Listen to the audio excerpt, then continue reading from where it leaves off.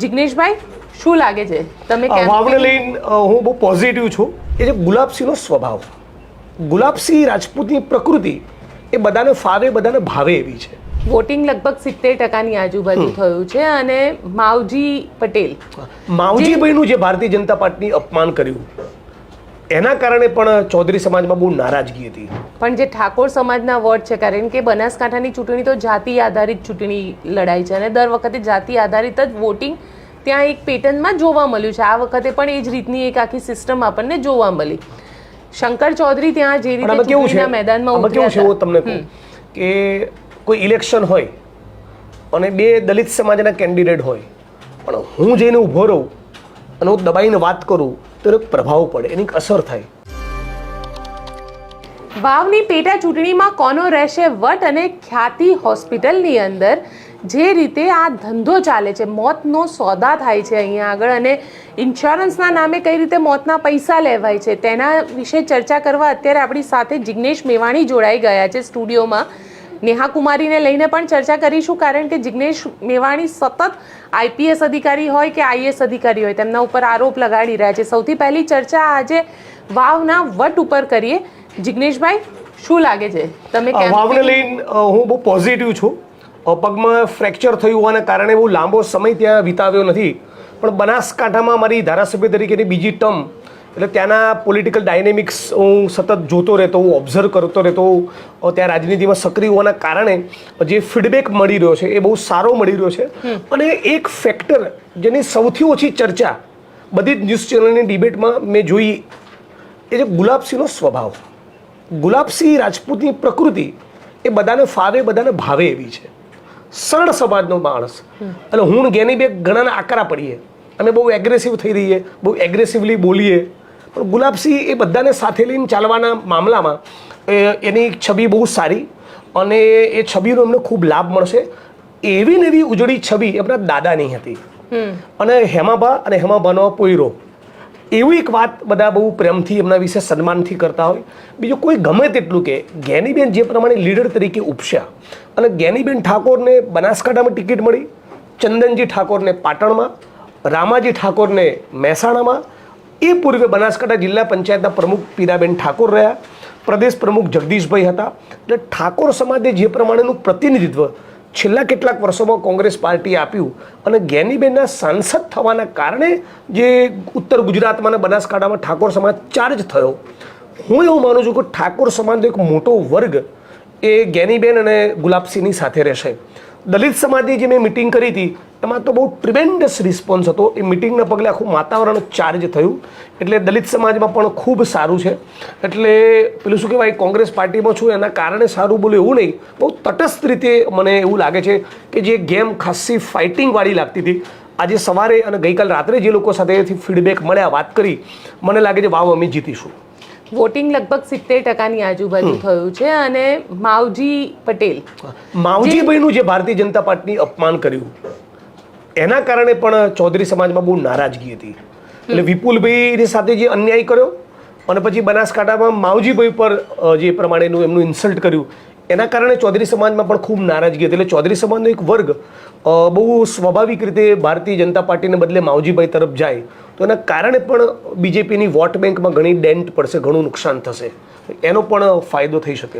પણ માવજી પટેલ કોંગ્રેસને નુકસાન નહીં કરે, કારણ કે દલિત સમાજ પણ એમની સાથે હતો અને એ નુકસાન ખૂબ નજીવું હશે. એટલું મોટું નુકસાન નહીં થાય કે એ નુકસાનના કારણે અમે સીટ હારીએ, એટલું મોટું નુકસાન નહીં થાય. મૂળ નુકસાન એમના કારણે ચૌધરી સમાજના વોટમાં અને ભારતીય જનતા પાર્ટીને થશે.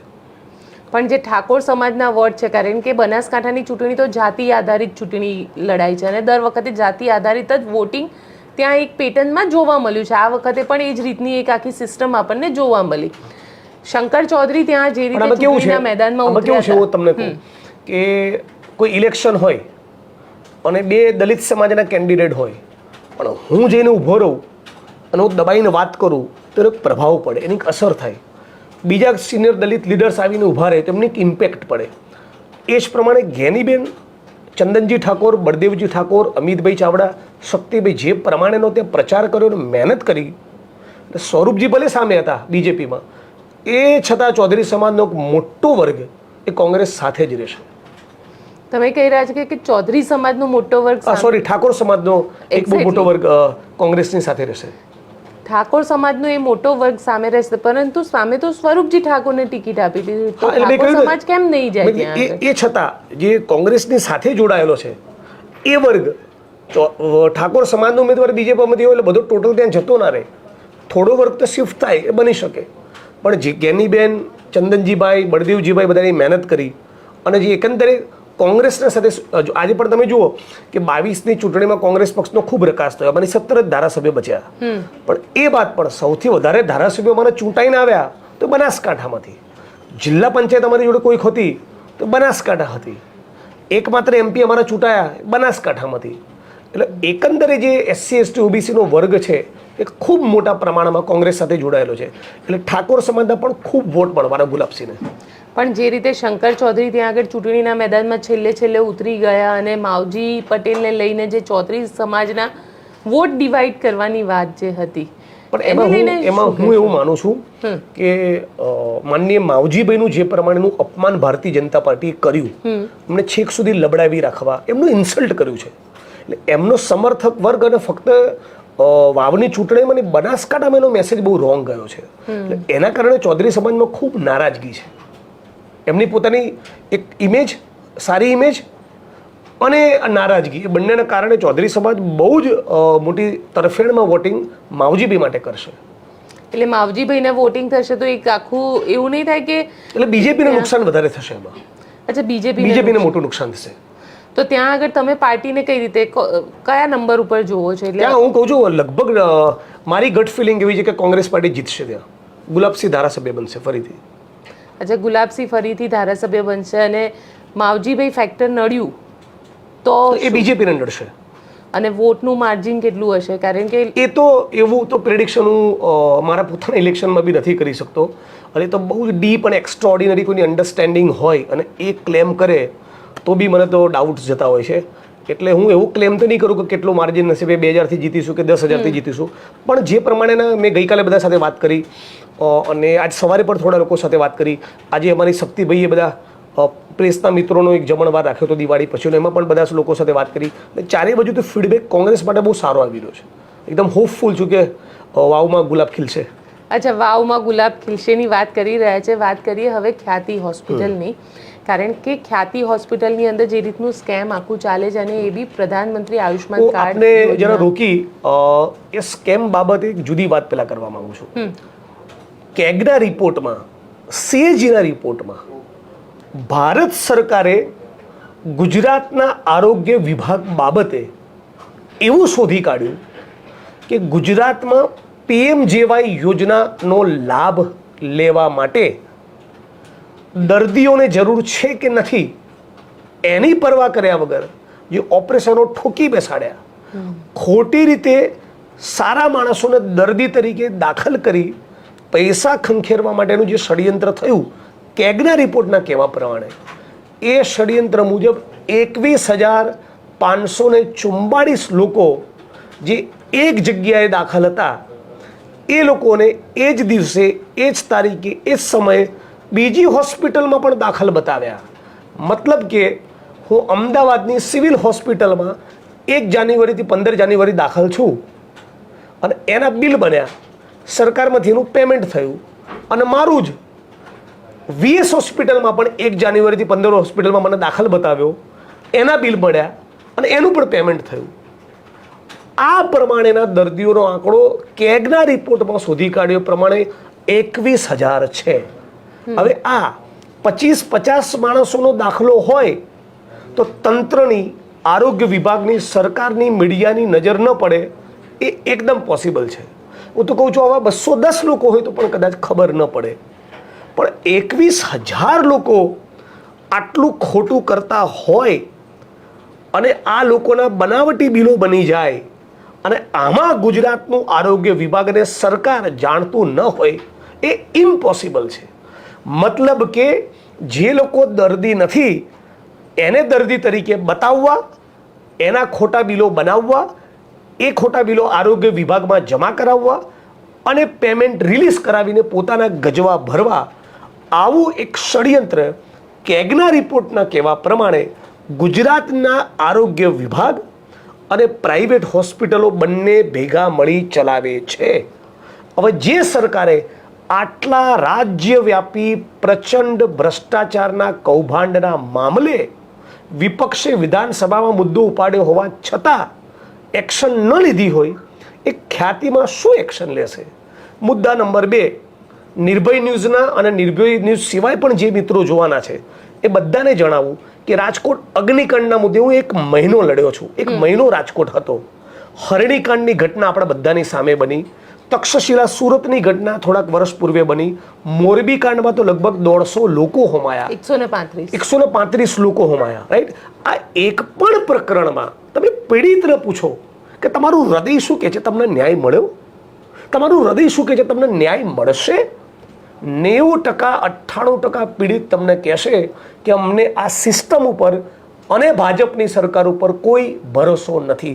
એટલે ખ્યાતિ હોસ્પિટલમાં કાંડ 2022માં બનેલો, આવો જ 2023માં પણ બનેલો, ફરી 2024માં બન્યો. આ તો મીડિયા અને વિપક્ષનું પ્રેશર છે. એટલે ફોર્માલિટી પૂરતી ધરપકડો કરી. હવે તમને મોરબીનું કહું, તમને જાણીને આઘાત લાગશે. મોરબીમાં જે 135 લોકો સરકારી તંત્રની ફરજ બેદરકારી અને ભ્રષ્ટાચારની વૃત્તિના કારણે હોમાયા, એના આરોપીએ જ્યારે જામીનની અરજી કોર્ટમાં મૂકી તો સરકારી વકીલે ભાજપ સરકારે જે એવું કહેવાનું હોય કે આને જામીન ના મળવા જોઈએ, એના બદલે કોર્ટમાં એવું કીધું કે તમારે જામીન અમને આપવા હોય તો આપો, ના આપવા હોય તો ન આપો, અમારે કશું જ કહેવું નથી. This is on record. આ હાઈકોર્ટની પ્રોસિડિંગ્સના રેકોર્ડ ઉપર છે. મતલબ કે જે 135 લોકોની હત્યાનો મુખ્ય આરોપી છે એને જામીન ન મળે, એ જેલમાં ને જેલમાં રહે, એવો ભાજપ સરકારને કોઈ રસ નથી. અગ્નિકાંડ અને હરણીના પીડિતો સતત કહેતા રહ્યા. હું ખ્યાતિની વાત ઉપર આવું છું, પણ અગ્નિકાંડ અને મોરબીના અને હરણીકાંડ બરોડાના પીડિતો સતત કહેતા રહ્યા કે ભાઈ અમે કહીએ પ્રમાણેના 2 નોન કરપ્ટ અધિકારીને તપાસ સોંપો. કેમ નથી સોંપવી? કેમ કે મીડિયા બતાવે ત્યાં સુધી પ્રેશર, વિપક્ષ મુદ્દો ઉપાડે ત્યાં સુધી પ્રેશર, અને પછી લાગે કે કોઈની નજર નથી એટલે ધીમે રહીને કુલડીમાં ગોળ ભાગો. આવું જ ખ્યાતિ હોસ્પિટલમાં થવાનું. અને જો રાજ્યની સરકારમાં એક માણસનું પણ ઈમાન જીવતું હોય, આરોગ્ય વિભાગ અને તપાસ કરનાર અધિકારીમાંથી એક માણસનું ઈમાન જીવતું હોય, તો પ્લીઝ મને ખોટો પાડો અને સચોટ તપાસ કરી તમામ ચમરબંધીઓ જેલના સળિયા પાછળ જાય અને ઓછામાં ઓછી 1, 1.5, 2 વર્ષમાં કોઈ પણ સંજોગોમાં ટ્રાયલ પૂરી થાય એવું કરો.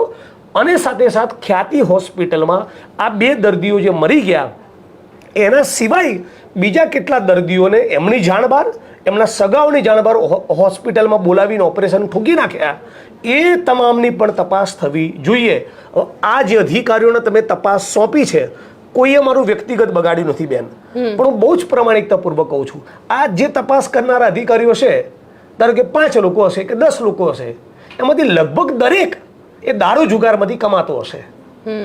કોઈકનો કોઈક ઉચ્ચ અધિકારીનો વહીવટ કરનારો હશે. તમે આની જોડે શું અપેક્ષા રાખો?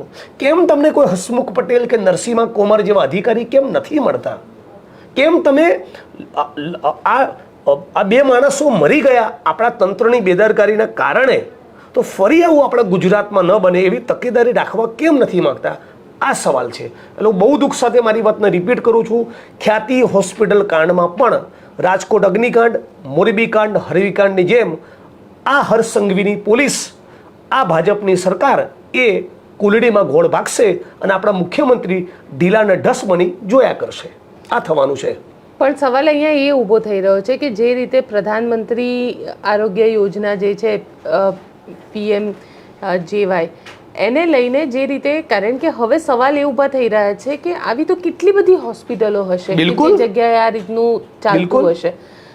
તમે લોકો હવે આમાં શું કરવાના છો? વિપક્ષ તરીકે અમારું કર્તવ્ય છે આ મુદ્દે લખવાનું, લડવાનું, બોલવાનું. એ કર્તવ્ય અમે નિભાવીશું. ખ્યાતિ હોસ્પિટલના એક પીડિત પરિવારના પણ હું સંપર્કમાં હતો. મેં અમને કહ્યું, તમે લાશનો સ્વીકાર ત્યાં સુધી ન કરો જ્યાં સુધી તમે નામ આપો એ અધિકારીને તપાસ ટીમમાં ન લે. પણ એ ઘણીવાર પીડિતની પણ એવી પરિસ્થિતિમાં લડવાની તૈયારી નથી હોતી. હું સતત મુદ્દો આવા બધા જ મુદ્દામાં થાય એટલું લડતો હોઉં છું, આપ જાણો છો. એટલે કોંગ્રેસ પાર્ટી વતી ગુજરાતના એક જવાબદાર નાગરિક અને ધારાસભ્ય તરીકે સતત હું પીડિતોની પડખે રહીશ, સતત આ મુદ્દો ઉપાડતો રહીશ.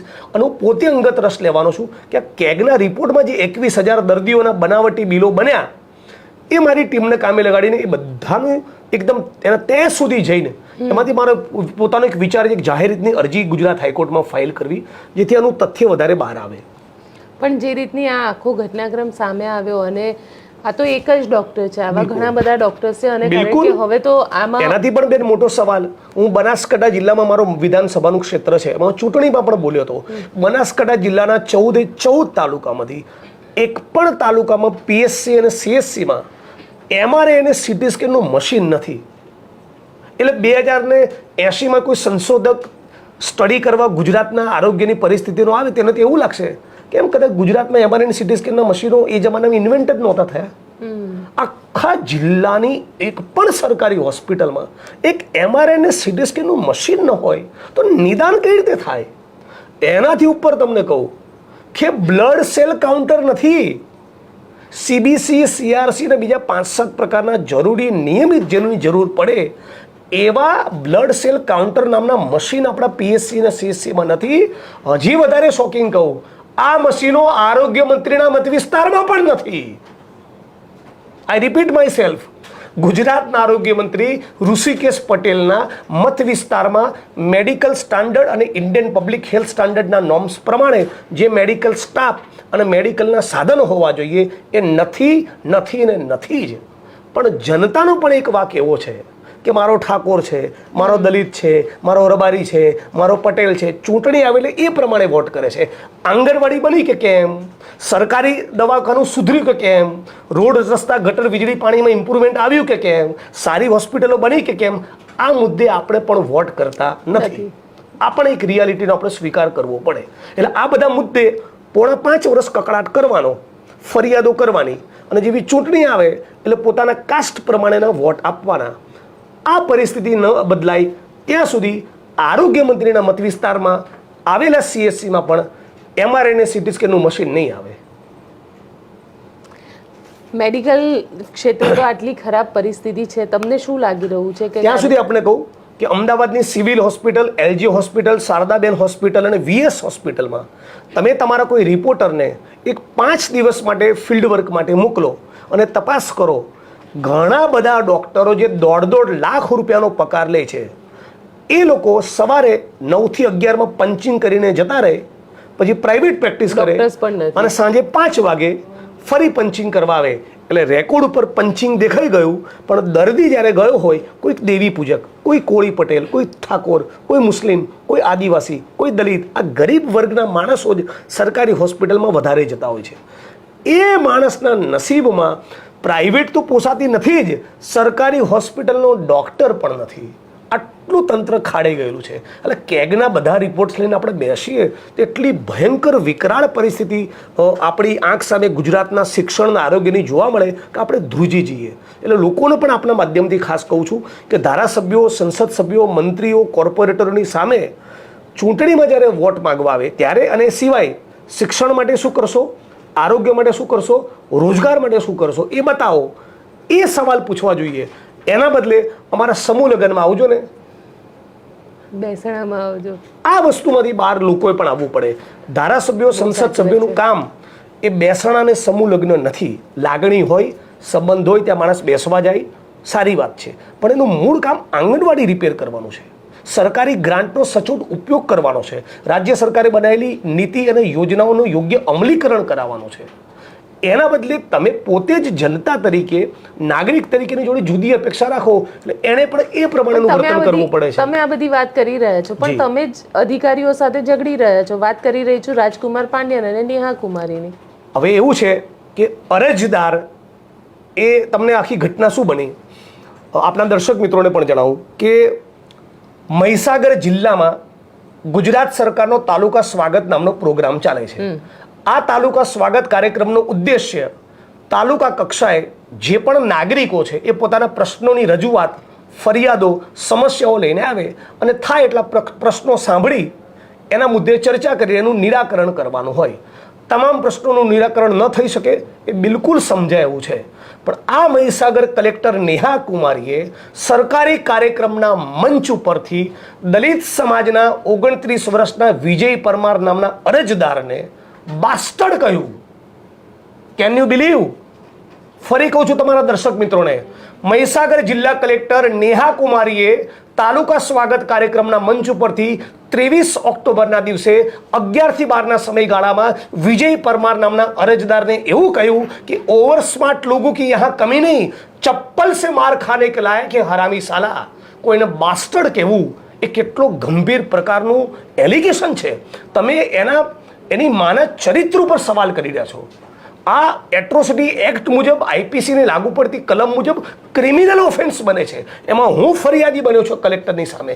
હવે તમે મને કહો, એમણે આ શબ્દોની કોમેન્ટ તો પેલા યુવાન સાથે કરી, રાઈટ? હું તો આમાં પિક્ચરમાં નથી, પણ નાગરિક તરીકે, ધારાસભ્ય તરીકે મારી જવાબદારી છે કે એમાં હું ઇન્ટરવ્યૂ કરું અને સરકારને કહું કે આને ઘેર બેસાડો. આગળ જતાં એવું બોલ્યા વકીલો બાબતે કે પઢાઈ લિખાઈ કુછ है नहीं, काम धाम कुछ है नहीं, वकीली में चप्पल से मार खाने की काम करते हैं. अरे જેને સુપ્રીમ કોર્ટના હાઈકોર્ટના મુખ્ય ન્યાયમૂર્તિ, લર્નેડ એડવોકેટ, માય ફ્રેન્ડ, વિદ્વાન વકીલ કહીને સંબોધતા હોય એ વકીલોને તમે ચપ્પલથી મારવાની વાત કરીને સમગ્ર ગુજરાત અને સમગ્ર ભારતના એક એક વકીલનું અપમાન કર્યું છે. ડાયસ ઉપરથી જાહેર મંચ ઉપર આવી વકીલોને ચપ્પલ મારવાની વાત તમારે કેમ કરવી પડે? તમે તો તાલુકા સ્વાગત કાર્યક્રમના મંચ ઉપર અરજદારોને સાંભળવા બેઠા છો. એનાથી આગળ વધીને એવું બોલ્યા કે 90% એટ્રોસિટીઝના કેસીસ આદિવાસી અને દલિત બ્લેકમેલિંગ માટે કરે છે. એટલે આવું કહીને આખા ભારતના દલિત અને આદિવાસીઓની છબી જનરલ સમાજના મનમાં નેગેટિવ ઊભી થાય. જનરલ સમાજના મનમાં કોઈ બાયસ હોય તો એ બાયસ મજબૂત થાય. જનરલ સમાજ અને દલિત સમાજની વચ્ચે, જનરલ સમાજ અને આદિવાસી સમાજની વચ્ચે વૈમનસ્ય ઊભું થાય, વર્ગ વિગ્રહ થાય. એવું કૃત્ય આ કલેક્ટર નેહા કુમારી દુબેએ કર્યું છે. અને એટલે મેં રાષ્ટ્રપતિને, પ્રધાનમંત્રીને, ચીફ સેક્રેટરીને, રેવન્યુ સેક્રેટરીને બધાને પત્રો લખ્યા છે કે આ બેનને એક ક્ષણ માટે આપણે આપણી સિસ્ટમમાં રાખી શકીએ નહીં. તાબડતોબ એની સામે એફઆઈઆર કરો, એની ધરપકડ કરો, જેલમાં નાખો, એને સસ્પેન્ડ કરી દો, જેથી કરીને ભવિષ્યમાં કોઈ પણ અધિકારી કે નેતા ડાયસ ઉપરથી કે એના સિવાય આવું બોલવાની હિંમત ન કરે.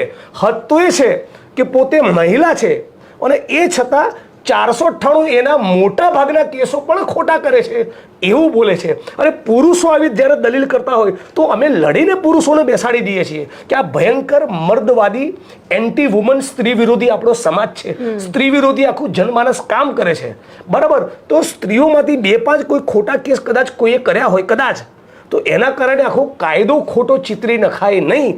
આવી દલીલ અમે કરતા હોઈએ ત્યારે મહિલા કલેક્ટર મહિલા હોવા છતાં પોતે આવું બોલે અને ઓલ ઇન્ડિયા સર્વિસ કન્ડક્ટ રૂલ્સના નિયમ પ્રમાણે ભારત સરકારના કે રાજ્ય સરકારના કોઈ પણ કાયદા વિશે આવી અનિચ્છનીય ટિપ્પણી કરવી એ રૂલ્સનું વાયોલેશન છે.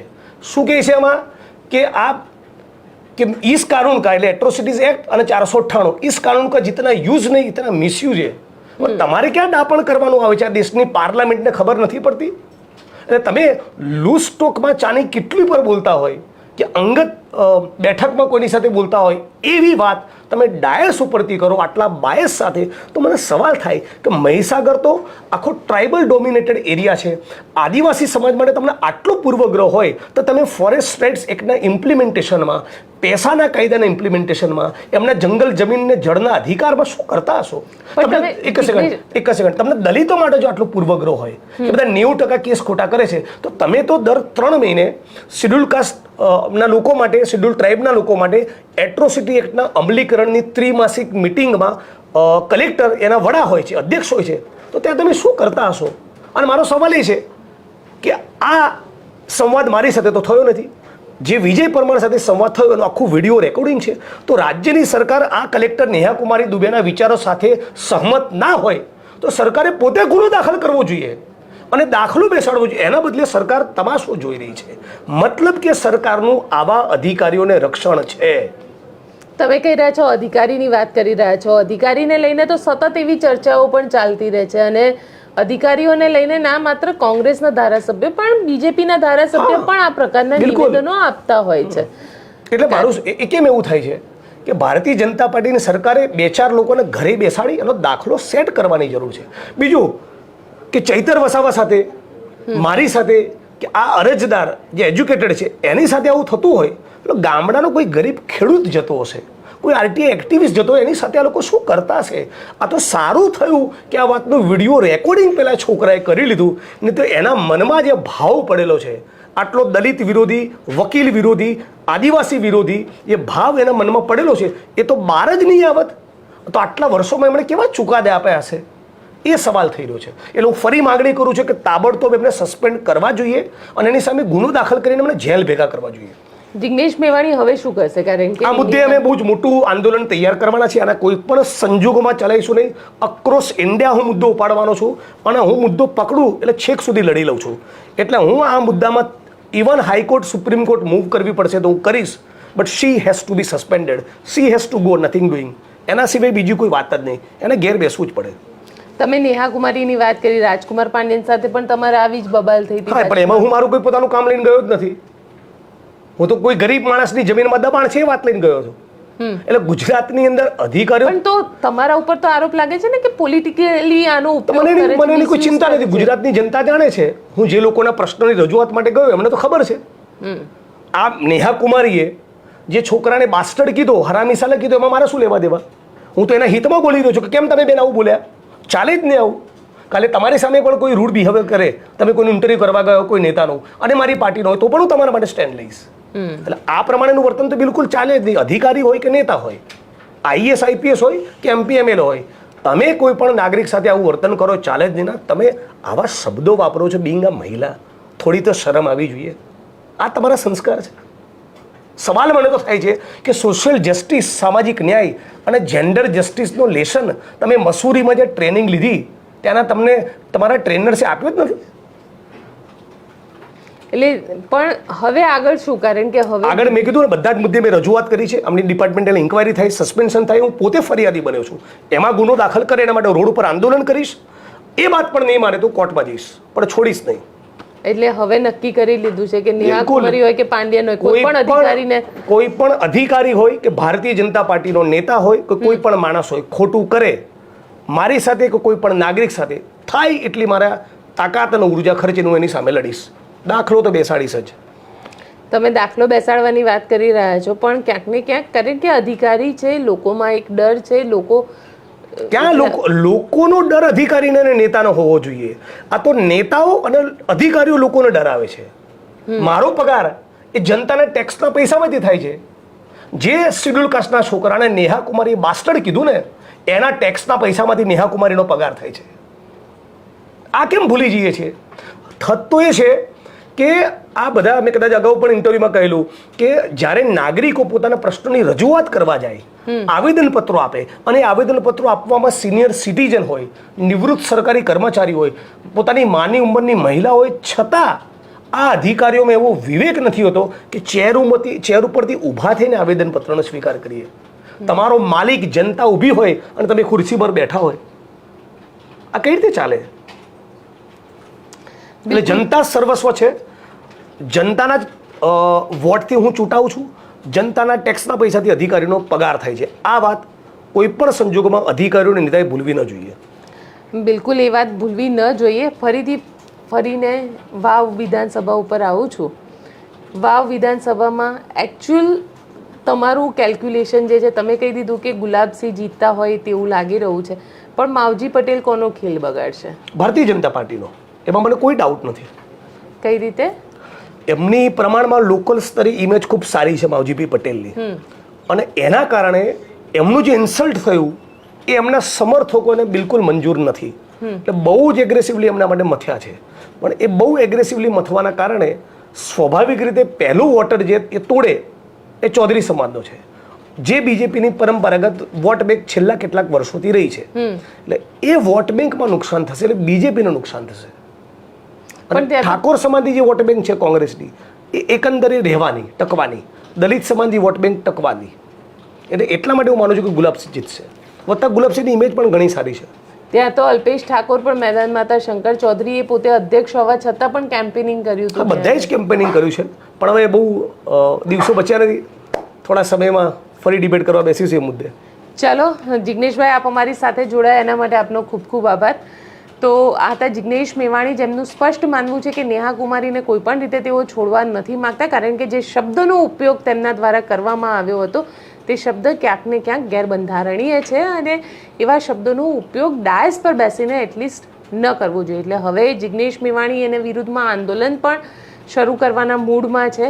જોવાનું રહેશે કે વાવમાં કોનો વટ રહે છે અને ગુલાબસિંહ રાજપૂત જીતે છે કે હારે છે અને માવજી પટેલ કોની ગેમ બગાડે છે. આ બધી જ વિષય ઉપર આપણે જિગ્નેશભાઈ સાથે ચર્ચા કરી. આપને કેવી લાગી મને કોમેન્ટ બોક્સમાં ચોક્કસથી લખીને જણાવજો અને અમારી ચેનલ નિર્ભય ન્યૂઝને લાઇક, શેર અને સબસ્ક્રાઇબ કરવાનું ભૂલશો નહીં. આભાર.